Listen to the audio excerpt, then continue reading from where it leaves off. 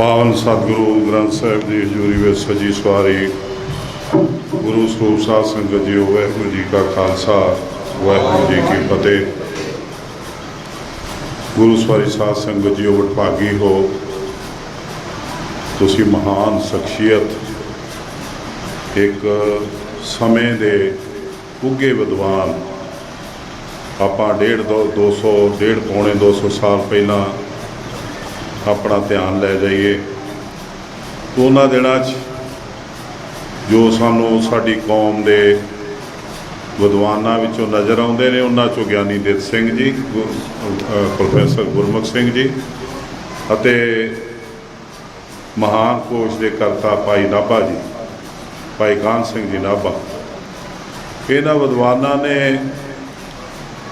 गुरमत के ज्ञान की, गुरमत सिद्धांत की गल करके अज सानू राह दिखाया। मैं जिन्ना क जानकारी है मैनू इन्हां दी कमाई दी, विद्वानां दे कमाई जिहड़े ज्ञानी दित सिंह जी, प्रोफैसर गुरमुख सिंह जी, भाई कान सिंह जी नाभा, इन्हां दी बहुत वड्डी देन, इन्हां दी कलम, इन्हां दी आत्मक दृढ़ता ते आत्म विश्वास ते गुरु ते भरोसा, इन्हां चीज़ां ने इन्हां नूं भी इज्जत बख्शी ते कौम नूं राह दिता।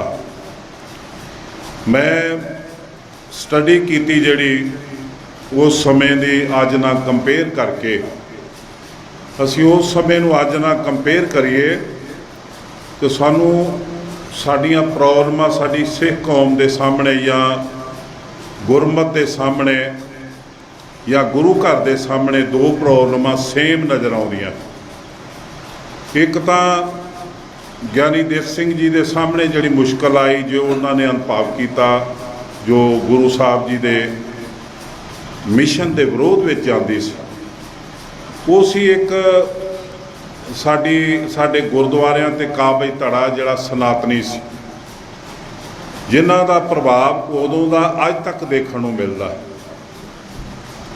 एक सी आर्या समाज, जिहड़ा आर्या समाज देखण नूं ते लगदा सी कि साडे गुरु की गल कर रहा, पर साडे धर्म दीयां जड़ां वढ रहा सी, उहदे नाल भी टाकरा सी।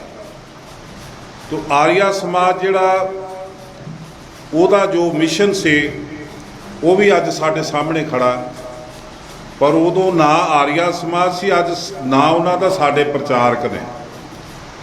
देखण नूं, सुणन नूं, समझण नूं ते दावा करन नूं सानूं लगदा है कि साडे प्रचारक ने, पर मिशन उही है कि गुरु की गल का विरोध करना। उस समय भी आर्या समाज जिहड़ा उदों ये दावा करदा सी कि कुदरत है, कादर नहीं, कुदरत ही सब कुछ है, कादर नहीं। जद कि सानू गुरमत ते ज्ञान बख्शदी है कि ये किरत है, करता नहीं। किरत, कुदरत किरत है तो नासवान है, करता अटल है, आद सच जुगाद सच, है भी सच, होसी भी सच। सानू गुरमत ने ज्ञान दिता कि आप परमात्मा ने अपने आप तो साजिया। सब तो पहला आप ही ने आप साजियोन, आप ही ने रचियो नाओ, दुई कुदरत साजिए। कुदरत दूजे नंबर पर आउंदी, दुई कुदरत साजिए कर आसन डिठो चाओ। उस कुदरत दे विच आसन करके परमात्मा आनंद लै रहा। अज असी जिन्ने प्राणी बैठे हैं, साडे सारिਆਂ दे विच परमात्मा की जोत है, तां ही असी बैठे हैं, सुन रहे हैं, देख रहे हैं, समझ रहे हैं। जिद्दण ये परमात्मा की जोत निकल गई, दिसी तो अज तक किसी नूं है नहीं, पर जांदी उस परमात्मा के चरणों च। इस लोक विच इस मिट्टी का मूल रह जाता, जिहड़े पंज तत्त इस लोक दे ने मिरत मंडल दे, उही रह जाते। वो शरीर मिट्टी की ढेरी। सानू गुरु साहब जी ने एक मत दिती, मरन ना मूरत पुछया, पुछी थित न वार, इक नी लद्या इक लद चले, इक ना बदे भार, इक ना होई साखती इक ना होई सार, लश्कर सणे दमामिया छुट्टे बंक द्वार, ਨਾਨਕ ਢੇਰੀ ਛਾਰ ਕੀ ਭੀ ਫਿਰ ਹੋਈ ਛਾਰ, ਨਾਨਕ ਢੇਰੀ ਛਾਰ ਕੀ ਭੀ ਫਿਰ ਹੋਈ ਛਾਰ। ਇਹ ਸਰੀਰ ਮਿੱਟੀ ਦੀ ਢੇਰੀ ਹੈ ਤੇ ਸਵਾਹ ਦਾ ਢੇਰ ਰਹਿ ਜਾਂਦਾ ਇੱਥੇ। ਜਿਹੜੀ ਅਸਲ ਵਸਤੂ ਹੈ, ਅਮਰ ਵਸਤੂ ਹੈ, ਉਹ ਪ੍ਰਮਾਤਮਾ ਦੀ ਜੋਤ ਹੈ, ਜਿਸ ਨੂੰ ਕਬੀਰ ਜੀ ਨੇ ਕਿਹਾ, ਕਹੋ ਕਬੀਰ ਇਹ ਰਾਮ ਕੀ ਅੰਸ਼, ਜਸ ਕਾਗਤ ਪਰ ਮਿਟੇ ਨਾ ਮੰਸ। ਉਹ ਪ੍ਰਮਾਤਮਾ ਦੀ ਜੋਤ ਜਿਹੜੀ ਉਹਦੇ ਚਰਨਾਂ 'ਚ ਚਲੇ ਜਾਂਦੀ, ਇੱਥੇ ਮਿੱਟੀ ਦੀ ਢੇਰੀ ਰਹਿ ਜਾਂਦੀ। ਕੋਈ ਇਸ ਨੂੰ ਸਾੜ ਦਿੰਦਾ, ਕੋਈ ਰੋੜ ਦਿੰਦਾ, ਕੋਈ ਦੱਬ ਦਿੰਦਾ। ਤੋ ਸਾਨੂੰ ਗੁਰੂ ਸਾਹਿਬ ਨੇ ਜਿਸ ਪ੍ਰਮਾਤਮਾ ਨੇ ਆਪਣੇ ਆਪ ਨੂੰ ਆਪ ਸਾਜਿਆ, ਉਹਦਾ ਸਰੂਪ ਦਿੱਤਾ ਹੈ ਮੂਲ ਮੰਤਰ ਦੇ ਵਿੱਚ। ਸਾਡੀ ਗੁਰਮਤਿ ਦਾ ਗੁਰੂ ਸਾਹਿਬ ਜੀ ਨੇ ਜਿਹੜਾ ਮੁੱਢ ਬੰਨਿਆ ਉਹ ਮੂਲ ਮੰਤਰ ਹੈ। ਤੋ ਮੂਲ ਮੰਤਰ ਸਰੂਪ ਹੈ ਅਕਾਲ ਪੁਰਖ ਸੱਚੇ ਵਾਹਿਗੁਰੂ ਜੀ ਦੇ ਹੋਣ ਦਾ। ਮੂਲ ਮੰਤਰ ਹੈ ਸਰੂਪ ਅਕਾਲ ਪੁਰਖ ਸੱਚੇ ਵਾਹਿਗੁਰੂ ਦੇ ਸਰੂਪ ਦਾ। ਤੋ ਅੱਜ ਸਾਡਾ ਵਿਦਵਾਨ ਜਿਹੜਾ ਉਹ ਕਹਿ ਰਿਹਾ ਕਿ ਕੁਦਰਤ ਹੈ ਕਾਦਰ ਨਹੀਂ। ਉਹ ਕੁਦਰਤ ਨੂੰ ਸਾਰਾ ਕੁਝ ਦੱਸ ਕੇ ਤੇ ਗੁਰੂ ਨੂੰ ਝੂਠਾ ਕਰ ਰਿਹਾ। ਇਹ ਸਾਡੇ ਸਾਹਮਣੇ ਬਹੁਤ ਵੱਡੀ ਪ੍ਰੋਬਲਮ ਹੈ। ਇਸ ਪ੍ਰੋਬਲਮ ਨੂੰ ਹੱਲ ਕੀਤਾ ਜਾ ਸਕਦਾ ਇੱਕ ਪਲੇਟਫਾਰਮ ਤੋਂ ਅਕਾਲ ਤਖਤ ਤੋਂ। ਉੱਥੇ ਸਨਾਤਨੀਆਂ ਦਾ ਕਬਜ਼ਾ, ਉੱਥੇ ਉਹ ਪਰਿਵਾਰ ਬੈਠਾ ਜਿਹੜਾ ਅੱਜ ਵੀ ਸ਼ਿਵਲਿੰਗ ਨੂੰ ਦੁੱਧ ਨਾ ਧੋਂਦਾ। ਜਿਸ ਪਰਿਵਾਰ ਦੇ ਵਿੱਚ ਸ਼ਿਵਲਿੰਗ ਦੀ ਦੁੱਧ ਨਾ ਧੁਆਈ ਹੁੰਦੀ ਆ, ਉਹ ਪਰਿਵਾਰ ਅੱਜ ਵੀ ਉੱਥੇ ਕਾਬਜ, ਉਹ ਮਾਲਕ ਬਣਿਆ ਬੈਠਾ। ਉੱਥੋਂ ਕੋਈ ਸੁਨੇਹਾ ਨਹੀਂ ਮਿਲਦਾ। ਜੇ ਮਿਲਦਾ ਤੇ ਉਹੋ ਜਿਹਾ ਮਿਲਦਾ ਜਿਹੋ ਜਿਹਾ ਸਨਾਤਨ ਧਰਮ ਦੇ ਲੋਕਾਂ ਦੇ ਕਾਬਜ ਹੁੰਦਿਆਂ ਉੱਥੋਂ ਮਿਲਦਾ ਸੀ। ਤੇ ਦੋ ਵੱਡੀਆਂ ਪ੍ਰੋਬਲਮਾਂ ਗਿਆਨੀ ਦਿੱਤ ਸਿੰਘ ਜੀ, ਪ੍ਰੋਫੈਸਰ ਗੁਰਮੁਖ ਸਿੰਘ ਨੂੰ ਦਿੱਤੀ ਮਿਲੀਆਂ। ਉਹਨਾਂ ਨੇ ਉਹਨਾਂ ਦਾ ਉਸ ਯੁੱਗ ਵਿੱਚ ਸਾਹਮਣਾ ਕੀਤਾ।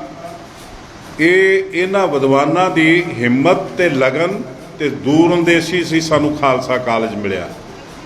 ਪਰ ਅੱਜ ਉਹ ਖਾਲਸਾ ਕਾਲਜ ਜਿਹੜਾ ਕਦੇ ਗਿਆਨੀ ਦਿੱਤ ਸਿੰਘ ਜੀ ਨੇ, ਗਿਆਨੀ ਦਿੱਤ ਸਿੰਘ ਜੀ ਦੇ ਨਾਲ ਪ੍ਰੋਫੈਸਰ ਗੁਰਮੁਖ ਸਿੰਘ ਹੋਣਾ ਸਾਨੂੰ ਦਿੱਤਾ ਸੀ ਬਣਾ ਕੇ, ਅੰਗਰੇਜ਼ ਸਰਕਾਰ ਤੋਂ, ਗਵਰਨਰ ਤੋਂ ਉਹਦਾ ਨੀਂਹ ਪੱਥਰ ਰਖਾਇਆ। ਉਹ ਖਾਲਸਾ ਕਾਲਜ ਅੱਜ ਮਜੀਠੀਆ ਪਰਿਵਾਰ ਦੀ ਮਲਕੀਅਤ ਬਣ ਗਿਆ। ਕੱਲ੍ਹ ਨੂੰ ਹਰਿਮੰਦਰ ਸਾਹਿਬ ਪਤਾ ਨਹੀਂ ਕਿਹੜੀ ਮਲਕੀਅਤ ਹੋਊਗਾ ਜੇ ਅਸੀਂ ਨਾ ਜਾਗੇ। ਇਹ ਸਭ ਤੋਂ ਪਹਿਲਾ ਅਖਬਾਰ ਵੀ ਪ੍ਰੋਫੈਸਰ ਗੁਰਮੁਖ ਸਿੰਘ ਤੇ ਗਿਆਨੀ ਦਿੱਤ ਸਿੰਘ ਹੋਣਾ ਨੇ ਲਾਹੌਰ ਤੋਂ ਕੱਢਿਆ 1874 ਈਸਵੀ ਵਿੱਚ। ਖਾਲਸਾ ਅਖਬਾਰ, ਗੁਰਮੁਖੀ ਦਾ ਅਖਬਾਰ, ਪੰਜਾਬੀ ਦਾ ਅਖਬਾਰ, ਇਹ ਗਿਆਨੀ ਦਿੱਤ ਸਿੰਘ ਹੋਣਾ ਦੀ ਦੇਣ ਸੀ। ਤੋ ਇਹ ਵਿਦਵਾਨ ਸਨ ਜਿਨ੍ਹਾਂ ਨੂੰ ਪਰਮਾਤਮਾ ਦੇ ਦਰ ਤੋਂ ਅਖਲਾਕ ਵਰਗੀਆਂ, ਇੱਕ ਉੱਚਾ ਤੇ ਸੁੱਚਾ ਅਖਲਾਕ ਵਰਗੀ ਦੌਲਤ ਮਿਲੀ, ਇੱਕ ਦ੍ਰਿੜਤਾ ਮਿਲੀ ਜਿਹੜੀ ਕਿਸੇ ਅੱਗੇ ਜਿਸ ਨੇ ਝੁਕਣ ਨਹੀਂ ਦਿੱਤਾ। ਤੋ ਮੈਂ ਮਹਿਸੂਸ ਕਰਦਾ ਕਿ ਅੱਜ ਸਾਡੀ ਕੌਮ ਦੇ ਸਾਹਮਣੇ ਉਹੀ ਮੁਸ਼ਕਲਾਂ ਨੇ ਜਿਹੜੀਆਂ ਕਦੇ ਅੱਜ ਤੋਂ 150 ਪੌਣੇ 200 ਸਾਲ ਪਹਿਲਾਂ ਸਾਡੀ ਕੌਮ ਦੇ ਸਾਹਮਣੇ ਸਨ। ਉਸ ਸਮੇਂ ਵੀ ਕਰਮਕਾਂਡ ਦਾ ਬੋਲਬਾਲਾ ਸੀ। ਪ੍ਰਦਖਣਾ 'ਚ ਜਿਹੜੀਆਂ ਮੂਰਤੀਆਂ ਲੱਗੀਆਂ ਹੋਈਆਂ ਸਨ, ਦਰਸ਼ਨੀ ਡਿਓੜੀ ਹਰਿਮੰਦਰ ਸਾਹਿਬ ਦੇ 4 ਚੁਫੇਰੇ ਮੂਰਤੀਆਂ ਦੀ ਪੂਜਾ ਹੁੰਦੀ ਸੀ।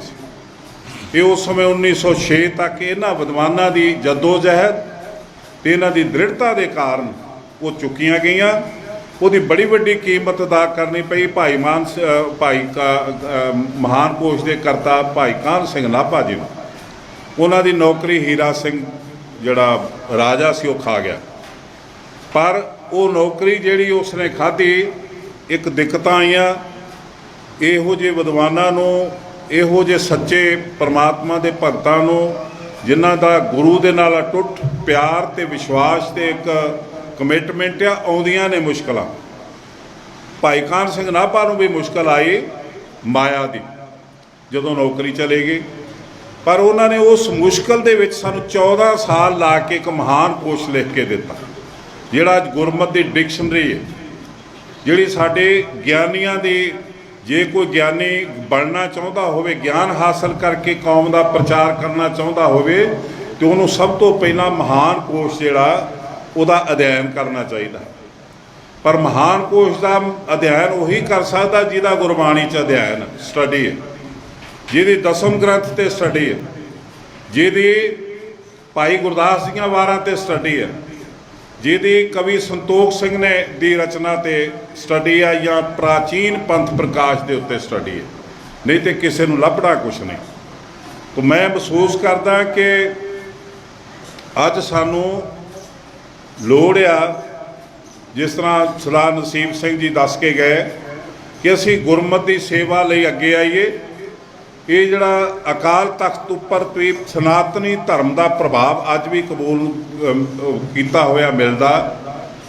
ਜਿਹੜੇ ਕਾਬਜ਼ ਨੇ ਅਕਾਲ ਤਖਤ ਤੇ, ਹਰਿਮੰਦਰ ਸਾਹਿਬ ਤੇ ਪ੍ਰਬੰਧਕ ਕਮੇਟੀ ਤੇ, ਉਹਨਾਂ ਨੇ ਸਾਡੇ ਅਕਾਲੀ ਲੀਡਰਾਂ ਦੇ ਗੁੱਟਾਂ ਤੇ ਲਾਲ ਡੋਰੇ ਬਣਵਾ ਦਿੱਤੇ।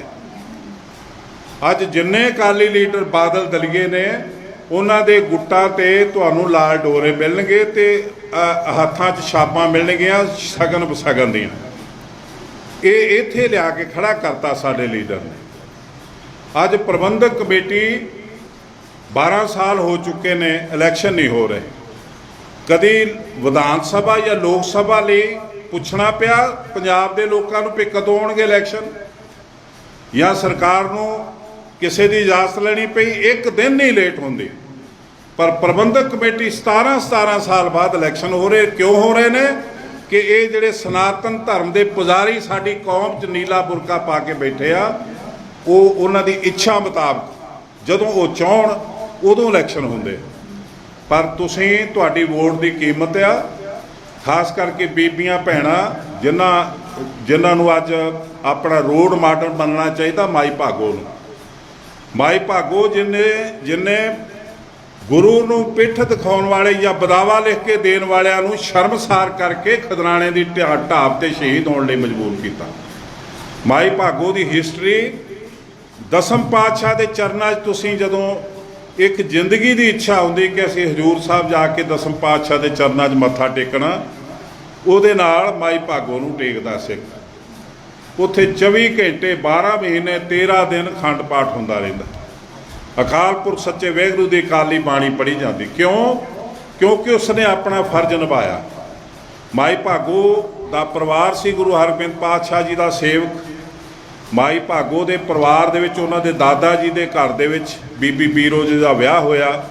ਜਦੋਂ ਮੁਗਲਾਂ ਨੇ ਹਮਲਾ ਕੀਤਾ ਤਾਂ ਗੁਰੂ ਹਰਗੋਬਿੰਦ ਪਾਤਸ਼ਾਹ ਨੇ ਝਵਾਲ ਆ ਕੇ ਵਿਆਹ ਕੀਤਾ। ਫਿਰ ਮਾਈ ਭਾਗੋ ਦਸਮ ਪਾਤਸ਼ਾਹ ਦੇ ਸਮੇਂ ਤੇ ਜਿਹਦਾ ਜਨਮ ਸੀ, ਉਸ ਕਾਲ ਦੇ ਵਿੱਚ ਉਹ ਪੱਟੀ ਵਿਆਹੀ ਗਈ। ਜਦੋਂ ਉਹਨੇ ਦੇਖਿਆ ਕਿ ਮੇਰੇ ਭਰਾ ਗੁਰੂ ਸਾਹਿਬ ਨੂੰ ਪਿੱਠ ਦੇ ਕੇ ਆ ਗਏ, ਮੁਸੀਬਤ ਦੇ ਵਿੱਚ ਛੱਡ ਕੇ ਆ ਗਏ, ਉਸ ਟਾਈਮ ਤੇ ਉਹਨੇ ਫਿਰ ਉਹਨਾਂ ਨੂੰ ਚਕਲਾ ਵੇਲਣਾ ਤੇ ਚੂੜੀਆਂ ਪੇਸ਼ ਕੀਤੀਆਂ ਕਿ ਆ ਲਓ ਤੁਸੀਂ ਰੋਟੀਆਂ ਵੇਲੋ ਤੇ ਚੂੜੀਆਂ ਪਾ ਕੇ ਘਰ ਬੈਠੋ, ਅਸੀਂ ਜਾਵਾਂਗੇ। ਆਪਣੇ ਦਿਓਰ ਜੇਠ ਲੈ, ਸਹੁਰਿਆਂ ਤੋਂ ਪੇਕਿਆਂ ਤੋਂ ਭਰਾ ਲੈ, ਤੇ ਦਸਮ ਪਾਤਸ਼ਾਹ ਦੀ ਮਦਦ ਲਈ ਕਾਫਲਾ ਬਣ ਕੇ ਚਲਾਇਆ।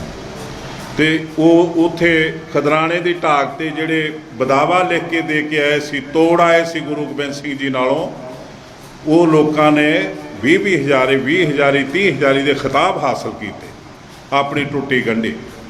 ਤੋ ਇਹ ਤੁਹਾਡਾ ਰੋਲ ਆ। ਹੋ ਸਕਦਾ ਹੈ ਤੁਸੀਂ, ਤੁਹਾਡੇ ਕੋਲ ਤਾਕਤ ਹੈ ਵੋਟ ਦੀ, ਇੱਕ ਤੇ ਆਪਣੀ ਵੋਟ ਬਣਾਉਣੀ ਆ, ਤੁਸੀਂ ਜਿੱਦ ਕਰਕੇ ਬਣਾਉਣੀ ਆ, ਗੁਰੂ ਘਰ ਨੂੰ ਬਚਾਉਣ ਲਈ ਬਣਾਉਣੀ ਹੈ ਤੇ ਫਿਰ ਪਾਉਣੀ ਆ। ਇਹ ਧਿਆਨ ਰੱਖਿਓ ਕਿ ਧੜੇਬਾਜ਼ੀ ਦੇ ਵਿੱਚ ਆ ਕੇ ਵੋਟ ਨਾ ਪਾਇਓ। ਵੋਟ ਪਾਇਓ ਗੁਰੂ ਰਾਮਦਾਸ ਦੇ ਦਰ ਨੂੰ ਸਮਰਪਿਤ ਹੋ ਕੇ। ਨੀਲੀ ਪੱਗ ਵੇਖ ਕੇ ਨਾ ਪਾਇਓ, ਨੀਅਤ ਵੇਖ ਕੇ ਪਾਇਓ। ਜਿਨ੍ਹਾਂ ਲੋਕਾਂ ਨੇ 50 ਸਾਲ ਤੋਂ ਸਾਡੇ ਗੁਰੂ ਘਰ ਨੂੰ ਬਰਬਾਦ ਕਰਤਾ, ਤੇ ਜੇ ਪੈਸਾ ਖਾਧਾ ਤੇ ਗੁਰੂ ਘਰ ਦਾ ਖਾਧਾ, ਪਰ ਜੇ ਪੋਤਰਿਆਂ ਦੀ ਦਾਤ ਲੈਣੀ ਪਈ ਜਾਂ ਇੱਛਾ ਰੱਖੀ, ਤੇ ਇਹਨਾਂ ਲੋਕਾਂ ਕੋਲ ਜਿਹੜੇ ਤਾਂਤਰਿਕ ਸਵਾਮੀ ਨੇ, ਉਹਨਾਂ ਕੋਲ ਪੋਤਰਿਆਂ ਦੀ ਦਾਤ ਲਈ ਮੰਗਣ ਉਹਨਾਂ ਕੋਲੋਂ ਗਏ। ਤੇ ਇਹਨਾਂ ਲੋਕਾਂ ਨੂੰ ਸ਼ਰਮ ਨਹੀਂ ਆਈ ਕਿ ਇਹਨਾਂ ਨੇ ਖਾਧਾ ਗੁਰੂ ਰਾਮਦਾਸ ਦੇ ਦਰ ਦਾ, ਭੌਂਕੇ ਰਾਮ ਰਹੀਮ ਦੀਆਂ ਦੁਕਾਨਾਂ ਤੇ। ਤੋ ਇੱਕ ਬੜਾ ਵੱਡਾ ਖਜ਼ਾਨਾ ਸਾਡੀ ਕੌਮ ਦਾ, ਗੁਰੂ ਦੀ ਗੋਲਕ। ਗੁਰੂ ਦੀ ਗੋਲਕ ਦੇ ਵਿੱਚ ਸਿੱਖ, ਅਮੀਰ ਸਿੱਖ ਦਾਨ ਦੇਣ, ਦਸਵੰਧ ਦੇਣ, ਗਰੀਬ ਬੱਚਿਆਂ ਦੇ ਕੰਮ ਆਵੇ। ਇਹ ਸੀ ਮਿਸ਼ਨ। ਗੁਰੂ ਸਾਹਿਬ ਜੀ ਦਾ ਮਿਸ਼ਨ ਸੀ ਕਿ ਗਰੀਬ ਬੱਚਿਆਂ ਨੂੰ ਐਜੂਕੇਸ਼ਨ ਮਿਲੇ, ਤੇ ਪੈਸਾ ਜਿਹੜੇ ਗਰੀਬ ਲੋਕਾਂ ਨੂੰ, ਅਮੀਰਾਂ ਦਾ ਦਸਵੰਧ ਜਿਹੜਾ ਗਰੀਬ ਲੋਕਾਂ ਦੇ ਕੰਮ ਆਵੇ। ਜਿਹੜੇ ਹੋਣਹਾਰ ਬੱਚੇ ਨੇ, ਸਾਡੀ ਕੌਮ ਦੇ ਗਰੀਬ ਬੱਚੇ ਨੇ ਪਰ ਹੋਣਹਾਰ ਨੇ, ਉਹਨਾਂ ਨੂੰ ਐਜੂਕੇਸ਼ਨ ਦਿਵਾਉਣ ਲਈ ਹੋਰ ਕੰਮ ਆਵੇ। ਕੋਈ ਬੀਬੀ ਵਿਧਵਾ ਹੋ ਗਈ ਬਦਨਸੀਬੀ ਨਾਲ, ਉਹਦੇ ਕੋਲ ਜ਼ਮੀਨ ਜਾਇਦਾਦ ਨਹੀਂ, ਉਹਦੇ ਕੋਲ ਕੋਈ ਕਾਰੋਬਾਰ ਨਹੀਂ, ਉਹਨੂੰ ਜਿੰਨੀ ਦੇਰ ਤੱਕ ਗੁਰੂ ਨਾਨਕ ਦੇ ਦਰ, ਅੱਜ ਬੜੀ ਵੱਡੀ ਸਰਕਾਰ ਆ ਗੁਰੂ ਨਾਨਕ ਦੀ, ਆਲ ਵਰਲਡ ਚਲੇ ਜੋ ਹਰੇਕ ਥਾਂ ਗੁਰਦੁਆਰਾ ਮਿਲਦਾ, ਜਿੱਥੋਂ ਅਕਾਲ ਤਖਤ ਹੁਕਮ ਕਰ ਦੇਵੇ ਉੱਥੇ ਬੈਠੀ ਬੀਬੀ ਨੂੰ ਉਹਨੂੰ ਰਾਸ਼ਨ ਘਰ ਮਿਲ ਸਕਦਾ।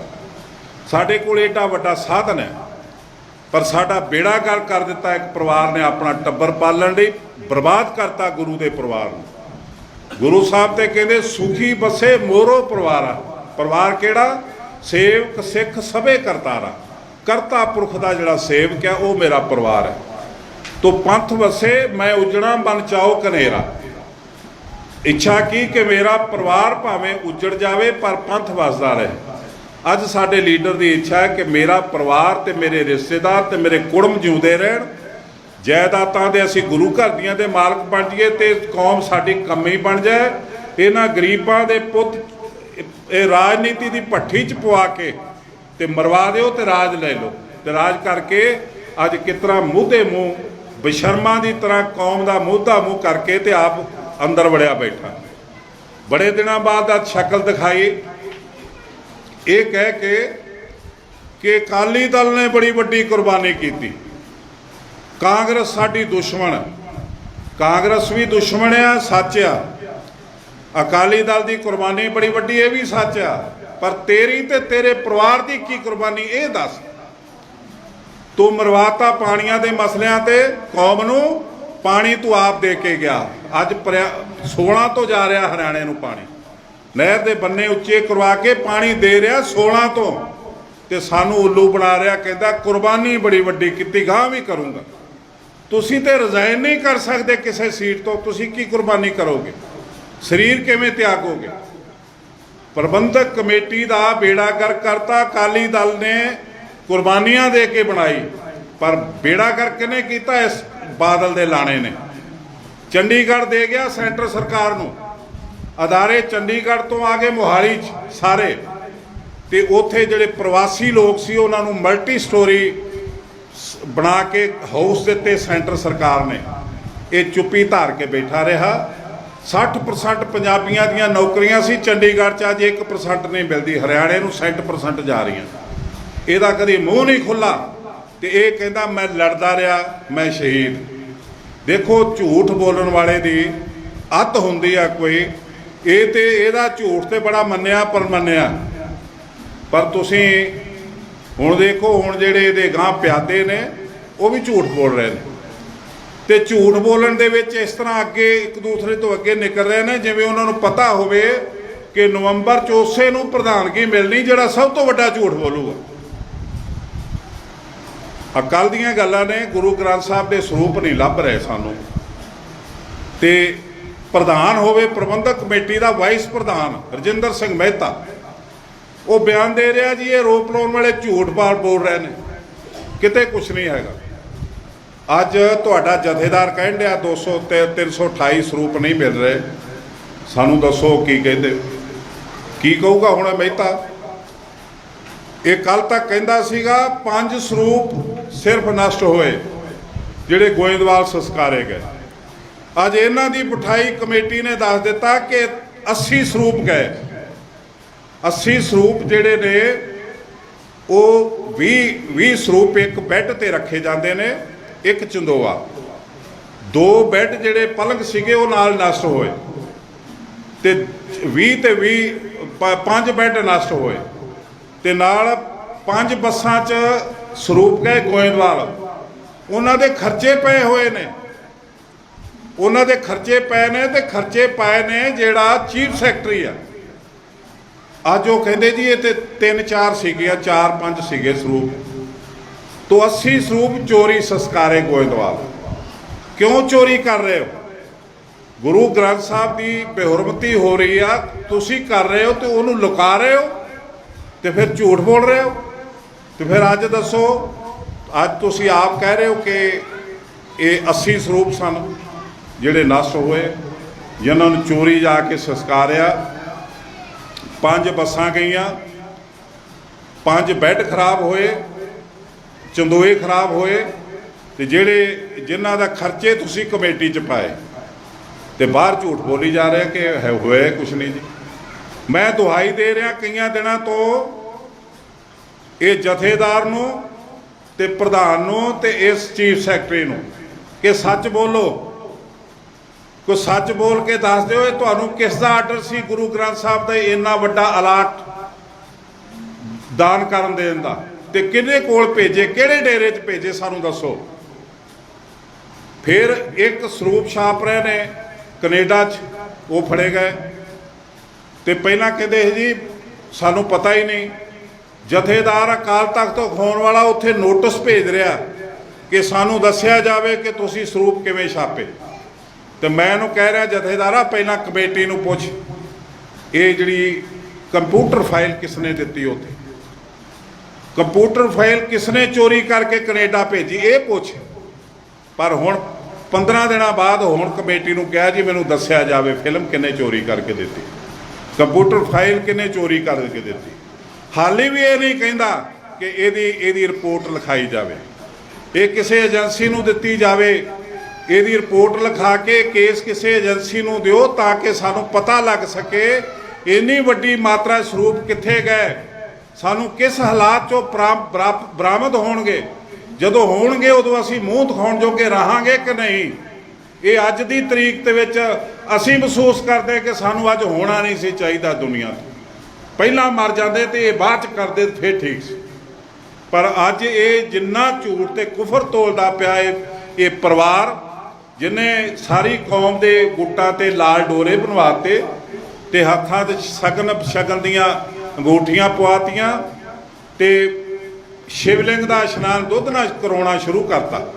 ਆ ਸਾਡੀਆਂ ਜੇ ਇਹ ਬਾਦਲ ਦੀ ਨੋਹ ਸ਼ਿਵਲਿੰਗ ਦਾ ਇਸ਼ਨਾਨ ਦੁੱਧ ਨਾਲ ਕਰੂਗੀ ਤੇ ਅਸੀਂ ਕਿਹੜੀ ਬੀਬੀ ਨੂੰ ਕਹਾਂਗੇ ਇਸ ਤਰ੍ਹਾਂ ਨਾ ਕਰ। ਜੇ ਬਾਦਲ ਦੀ ਵਾਈਫ ਜਿਹੜੀ ਆ ਨੂਰ ਮਹਿਲੀ ਇਹਦੇ ਚਰਨਾਂ 'ਚ ਬੈਠ ਕੇ ਪੋਤਰੇ ਦੀ ਦਾਤ ਮੰਗੂਗੀ ਤੇ ਅਸੀਂ ਕਿਹੜੀ ਸਿੱਖ ਬੀਬੀ ਨੂੰ ਕਹਾਂਗੇ ਬੀਬੀ ਇੱਦਾਂ ਨਾ ਜਾ, ਉੱਥੇ ਨਾ ਜਾਈ, ਗੁਰੂ ਘਰ ਵੱਲ ਜਾ। ਇਹ ਗੁਰੂ ਰਾਮਦਾਸ ਦਾ ਖਾ ਕੇ ਕਿਹਨਾਂ ਦੀਆਂ ਦੁਕਾਨਾਂ ਤੇ ਭੌਂਕਦੇ ਪਏ ਨੇ। ਅੱਜ ਸਮਾਂ ਆ, ਤੁਸੀਂ ਯਾਦ ਕਰ ਰਹੇ ਹੋ ਗਿਆਨੀ ਦਿੱਤ ਸਿੰਘ ਜੀ ਨੂੰ, ਇਹਨਾਂ ਦੀ ਯਾਦ ਤਾਂ ਹੀ ਸਫਲ ਆ, ਇਹਨਾਂ ਨੂੰ ਸ਼ਰਧਾਂਜਲੀ ਤਾਂ ਹੀ ਦਿੱਤੀ ਜਾ ਸਕਦੀ ਜੇ ਇਹਨਾਂ ਦੇ ਨਕਸ਼ੇ ਕਦਮ ਤੇ ਚੱਲ ਕੇ ਆਪਣੇ ਗੁਰੂ ਦੇ ਸਿਧਾਂਤ ਨੂੰ ਬਚਾਈਏ, ਆਪਣੇ ਗੁਰੂ ਦੇ ਪਰਿਵਾਰ ਨੂੰ ਬਚਾਈਏ, ਆਪਣੀ ਗੁਰਮਤ ਨੂੰ ਬਚਾ ਕੇ ਕੌਮ ਦੀ ਸੇਵਾ 'ਚ ਲੱਗੀਏ। ਇੱਕ ਇੱਛਾ ਜਿਹੜੀ ਦਸਮ ਪਾਤਸ਼ਾਹ ਦੀ ਗਰੀਬ ਸਿੱਖਣ ਕੋ ਮੈਂ ਦਿਉ ਪਾਤਸ਼ਾਹੀ ਯਾਦ ਕਰੇ ਹਮਰੇ ਗਿਰਿਆਈ। ਇਹ ਕਿਤੇ ਇੱਛਾ ਸਾਡੇ ਲੀਡਰ ਪੂਰੀ ਹੋਣ ਦੇਣਗੇ ਗਰੀਬ ਬੱਚਿਆਂ ਦੀ। ਇਹ ਦਸਮ ਪਾਤਸ਼ਾਹ ਦੀਆਂ ਦੌਲਤਾਂ ਜਿਹੜੀਆਂ ਨੇ ਉਹਨੂੰ ਤੁਸੀਂ ਆਪ ਸੇਵਾ ਕਰਕੇ ਲੈ ਸਕਦੇ ਹੋ ਤੇ ਸੇਵਾ ਕਰੋ ਗੁਰੂ ਦੀ, ਇਹਨਾਂ ਲੀਡਰਾਂ ਦੀ ਨਾ ਕਰੋ। ਇਹ ਗਿਆਨੀ ਦਿੱਤ ਸਿੰਘ ਹੁਣਾਂ ਨੂੰ ਸ਼ਰਧਾਂਜਲੀ ਹੋਊਗੀ ਬਹੁਤ ਵੱਡੀ।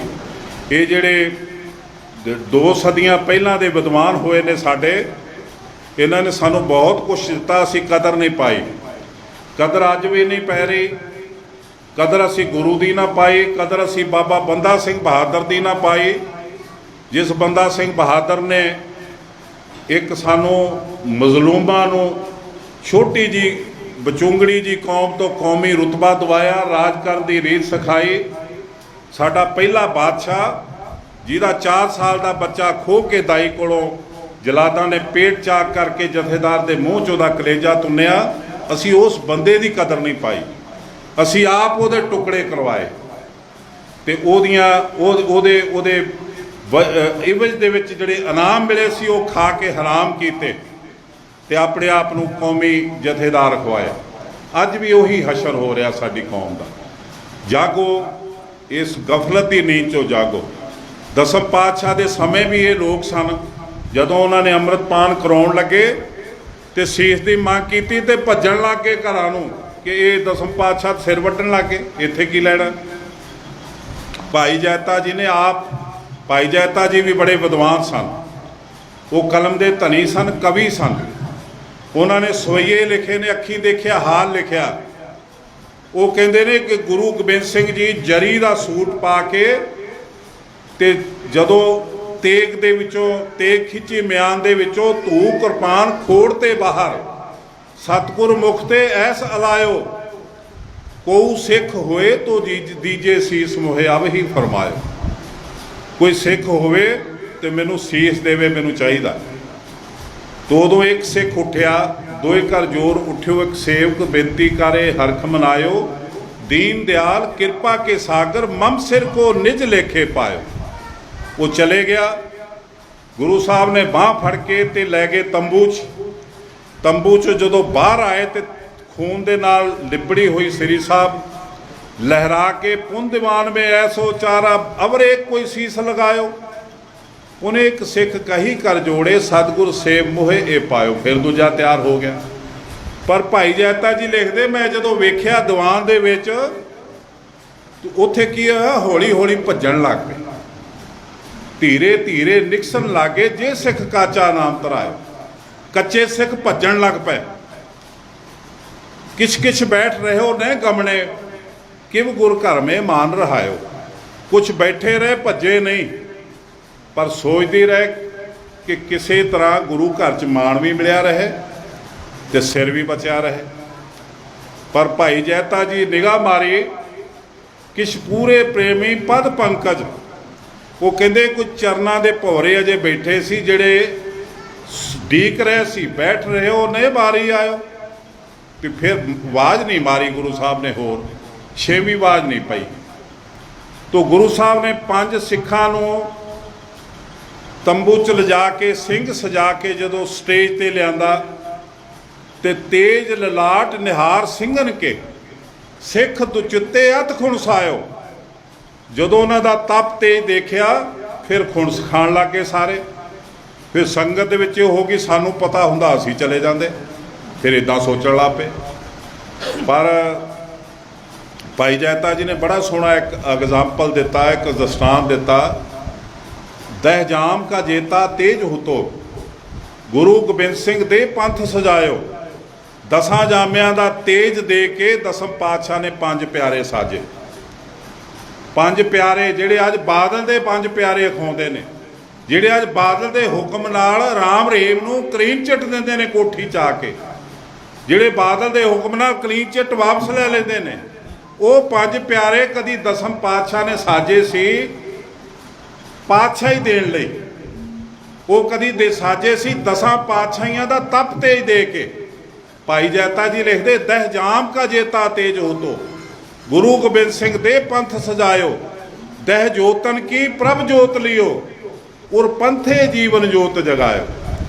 ਫਿਰ ਅਕਾਲ ਪੁਰਖ ਨੇ ਕੀ ਕੀਤਾ, 10 ਪਾਤਸ਼ਾਹੀਆਂ ਦੀ ਜੋਤ ਲਈ ਉਰ ਪੰਥੇ ਜੀਵਨ ਜੋਤ ਜਗਾਇਓ। ਭਾਈ ਜੈਤਾ ਜੀ ਲਿਖਦੇ, ਉਹ ਪੰਥ ਦੇ ਹਿਰਦੇ 'ਚ ਜੋਤ ਜਗਾਈ। ਉਹ 5 ਪਿਆਰੇ ਅੱਜ ਸਾਨੂੰ ਲੱਭਦੇ ਨੇ।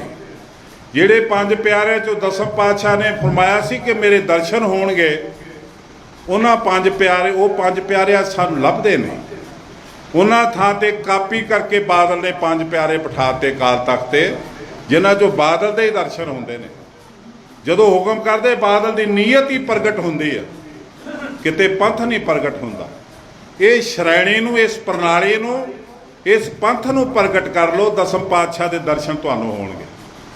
ਇੱਕ ਸਾਡਾ ਸਿਧਾਂਤ ਹੈ ਜਿਹੜਾ ਗੁਰੂ ਸਾਹਿਬ ਨੇ ਸਾਨੂੰ ਦਿੱਤਾ, ਜੇ ਉਹ ਨਾ ਰਿਹਾ ਤੇ ਅਸੀਂ ਨਹੀਂ ਰਹਿਣਾ। ਵੀ ਭਾਈ ਜੈਤਾ ਜੀ ਲਿਖਦੇ, ਤੇਜ ਲਲਾਟ ਨਿਹਾਰ ਸਿੰਘਨ ਕੇ, ਸਿੱਖ ਦੁਚੁੱਤੇ ਅਤ ਖੁਣ ਸਾਇਓ। ਖੁਣ ਸਿਖਾਉਣ ਲੱਗ ਕੇ ਸਾਨੂੰ ਪਤਾ ਹੁੰਦਾ ਅਸੀਂ ਚਲੇ ਜਾਂਦੇ, ਸਾਨੂੰ ਕੀ ਪਤਾ ਸੀ ਇਹ ਤੇ ਝਟਕਾਤੇ ਅੰਦਰ ਅਸੀਂ ਸਮਝਦੇ ਸੀ। ਪਰ ਭਾਈ ਜੈਤਾ ਜੀ ਕਹਿੰਦੇ ਨੇ, ਸ਼ਰਧਾਹੀਨ ਭਏ ਅਤ ਬਾਉਣੇ, गुर महिमा को भेद न पायो। 5 बड़े प्रभ के दर हैं, और 5 का मान है गुर दरबारे। 5 ककार दिए गुर ने, पुन 5 का 5 वकार न मारे। गुरु साहब जी ने 5 प्यारे साजे, 5 बाणियां नाल सरशार कीते, भरपूर कीते। उन्हां दे हिरदे च अंमृत चवाया। 5 हथियार दिते, 5 ककार दिते, 5 वकार मारन लई। ਤੇ 5 ਵਕਾਰ ਜਦੋਂ ਮਾਰੋਗੇ ਤੇ ਉਦੋਂ 7 ਸੰਤੋਖ, ਦਇਆ, ਧਰਮ, ਧੀਰਜ, ਇਹ 5 ਗੁਣ ਤੁਹਾਡੇ 'ਚ ਪ੍ਰਵੇਸ਼ ਕਰਨਗੇ। ਤੇ ਗੁਰੂ ਸਾਹਿਬ ਜੀ ਨੇ ਇਹ ਜਿਹੜੇ ਸਿਧਾਂਤ ਦਿੱਤੇ ਨੇ, ਇਹ ਗੁਰਮਤਿ ਦੇ ਵਿੱਚੋਂ ਨਿਕਲਨੇ ਨੇ, ਮਨਵਿੱਤ ਵਿੱਚੋਂ ਨਹੀਂ ਨਿਕਲਨੇ, ਸਨਾਤਨ ਧਰਮ ਦੇ ਵਿੱਚੋਂ ਨਹੀਂ ਨਿਕਲਨੇ, ਆਰੀਆ ਸਮਾਜੀਆਂ ਦੇ ਵਿੱਚੋਂ ਨਹੀਂ ਨਿਕਲਨੇ। ਜਿਹੜੇ ਅੱਜ ਪ੍ਰਚਾਰਕ ਗੁਰੂ ਨੂੰ ਪਿੱਛੇ ਕਰਕੇ ਕਹਿ ਰਹੇ ਨੇ ਕੁਦਰਤ ਹੈ ਕਾਦਰ ਨਹੀਂ, ਨਾਮ ਜਪਣ ਦਾ ਕੋਈ ਫਾਇਦਾ ਨਹੀਂ। ਜਿਹੜੇ ਅੱਜ ਕਹਿ ਰਹੇ ਕਿ ਬਾਣੀਆਂ ਹੈ ਹੀ ਨਹੀਂ, ਕਦ ਅੰਮ੍ਰਿਤਪਾਨ ਹੋਇਆ ਨਹੀਂ, ਉਹ ਕਿਰਪਾਨਾਂ ਵੀ ਪਾਈ ਬੈਠੇ ਨੇ, ਕਿਰਪਾਨਾਂ ਵੀ ਪਾਏ ਬੈਠੇ ਨੇ, ਸਾਡਾ ਖਹਿੜਾ ਵੀ ਨਹੀਂ ਛੱਡਦੇ ਵੀ ਜਾਂ ਤਾਂ ਮਗਰੋਂ ਲਓ ਧੋਤੀ ਬੰਨ੍ਹ ਕੇ ਆਓ, ਅਸੀਂ ਤੁਹਾਨੂੰ ਦੇਖੀਏ, ਫਿਰ ਤੁਹਾਨੂੰ ਅੰਦਰ ਵਾੜਨਾ ਕਿ ਨਹੀਂ ਵਾੜਨਾ। ਸਰੂਪ ਤੁਸੀਂ ਦਸਮ ਪਾਤਸ਼ਾਹ ਦਾ ਧਾਰਿਆ ਹੋਇਆ, ਤੁਹਾਡਾ ਸਰੂਪ ਜਿਹੜਾ ਉਹ ਖਾਲਸੀ ਆਈਡੀ ਆ, ਪਰ ਤੁਸੀਂ ਕੁਕਰਮ ਕਰ ਰਹੇ ਹੋ ਗੁਰੂ ਦਾ ਵਿਰੋਧ ਕਰਕੇ। ਇਹ ਅੱਜ ਸਾਨੂੰ ਇਹਨਾਂ ਗੱਲਾਂ ਦਾ ਸਾਹਮਣਾ ਕਰਨਾ ਪੈ ਰਿਹਾ।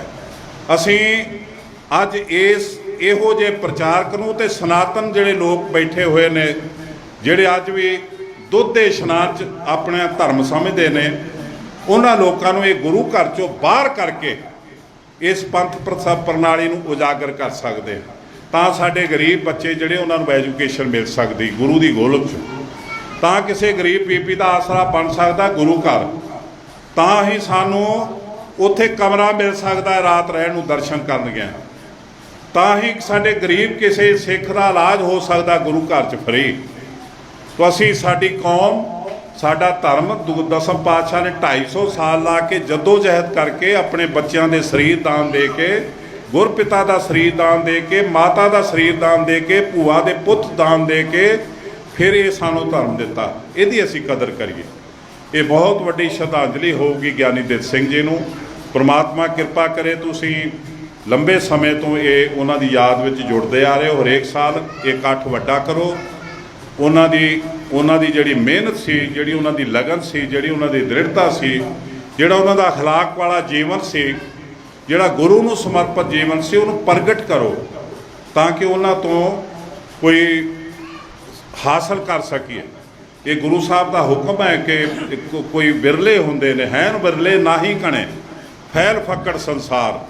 ਇਹ ਫੈਲ ਫੱਕੜ ਦਾ ਸੰਸਾਰ ਭਰਿਆ ਪਿਆ, ਜਿਹੜਾ ਅੱਜ ਵੋਟਾਂ ਨਾਲ ਗੁਰੂ ਦੀ ਮੱਤ ਲੈ ਉਹਨੂੰ ਕਾਬਜ ਹੋ ਗਿਆ ਗੁਰੂ ਦੀ ਮੱਤ 'ਤੇ। ਪਰ ਜਿਹੜਾ ਗੁਰੂ ਸਾਹਿਬ ਜੀ ਦੀ ਮੱਤ ਦਾ ਮਿਸ਼ਨ ਸੀ ਉਹ ਸਿਲੈਕਸ਼ਨ ਸੀ, ਇਲੈਕਸ਼ਨ ਨਹੀਂ। ਅੱਜ ਤੁਸੀਂ ਪਹਿਲਾਂ ਜਿਹੜਾ ਇਲੈਕਸ਼ਨ ਹੈ, ਸਾਡਾ ਕੁਛ ਢਾਂਚਾ ਵਿਗੜਿਆ, ਉਹਨੂੰ ਇਲੈਕਸ਼ਨ ਰਾਹੀਂ ਹਾਸਲ ਕਰੋ, ਫਿਰ ਉਦੋਂ ਬਾਅਦ ਸਿਲੈਕਸ਼ਨ ਨੂੰ ਗੁਰੂ ਘਰ 'ਚ ਲਿਆਓ ਅਤੇ ਉਹਦਾ ਵਿਸਥਾਰ ਕਰੀਏ ਅਤੇ ਗੁਰੂ ਘਰ ਦੀਆਂ ਖੁਸ਼ੀਆਂ ਪ੍ਰਾਪਤ ਕਰੀਏ। ਤੋ ਭੁੱਲ ਚੁੱਕ ਲਈ ਖਿਮਾ। ਪ੍ਰਬੰਧਕਾਂ ਦਾ, ਇਲਾਕਾ ਨਿਵਾਸੀਆਂ ਦਾ ਬਹੁਤ ਬਹੁਤ ਧੰਨਵਾਦ। ਬੀਬੀਆਂ ਭੈਣਾਂ ਦਾ ਤੁਸੀਂ ਬੜੀ ਸ਼ਾਂਤੀ ਨਾਲ ਸੁਣਿਆ। ਬੀਬੀਆਂ ਇੰਨੀਆਂ ਕਦੀ ਇਮਾਨਦਾਰੀ ਤੇ ਚੁੱਪ ਕਰਕੇ ਬਹਿੰਦੀਆਂ ਨਹੀਂ, ਉਹ ਘਰਾਂ ਦੀਆਂ ਗੱਲਾਂ ਇੱਥੇ ਆ ਕੇ ਕਰਦੀਆਂ, ਪਰ ਤੁਸੀਂ ਬਹੁਤ ਹੀ ਇਕਾਗਰਤਾ ਦੇ ਨਾਲ ਸੁੰਨ ਹੋ ਕੇ ਸੁਣਿਆ, ਅਤੇ ਮੈਨੂੰ ਲੱਗਦਾ ਕਿ ਇਹਦਾ ਅਸਰ ਵੀ ਹੋਊਗਾ। ਤੁਹਾਡੀਆਂ ਵੋਟਾਂ, ਤੁਹਾਡੀ ਦ੍ਰਿੜਤਾ, ਤੁਹਾਡਾ ਇੱਕ ਇਰਾਦਾ, ਪੱਕਾ ਇਰਾਦਾ ਜਿਹੜਾ ਕੌਮ ਦੇ ਗੁਰੂ ਦੇ ਹੱਕ 'ਚ ਭੁਗਤਣਾ ਹੈ, ਉਹ ਕਾਇਆ ਕਲਪ ਕਰੂਗਾ ਸਾਡੀ ਕੌਮ ਦੀ। ਇਹ ਮੇਰਾ ਵਿਸ਼ਵਾਸ। ਵਾਹਿਗੁਰੂ ਜੀ ਕਾ ਖਾਲਸਾ, ਵਾਹਿਗੁਰੂ ਜੀ ਕੀ ਫਤਿਹ।